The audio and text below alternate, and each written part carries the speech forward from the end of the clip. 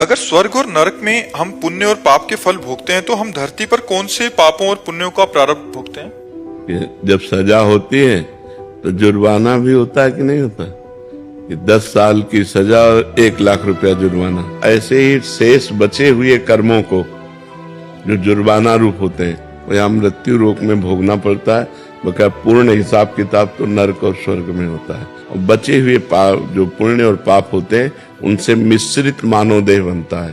पुण्य देह देव देह, पाप देह यातना देह, मानव देह। तो इसमें कुछ पाप और कुछ पुण्य मिलाकर बनाया जाता है, जिससे कभी सुख कभी दुख, कभी सुख कभी दुख, ये पूरे जीवन चलता रहता है।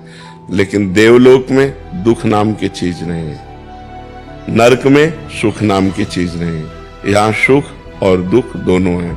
अगर भजन कर लो तो पाप और पुण्य दोनों को नष्ट करके परम सुख को प्राप्त हो सकते हो, जो सुख और दुख दोनों से परे है। ये मानव देह में विशेष योग्यता है कि वो भगवान का भजन करके शुभ और अशुभ को नष्ट करके वो परमात्मा प्राप्ति कर सकता है, वो आत्यंतिक सुख प्राप्त कर सकता है। ये न देव शरीर में है न यातना देह में है, ये केवल मानव देह में ही सुविधा है कि आप भजन करके भगवान को प्राप्त हो सकते हैं।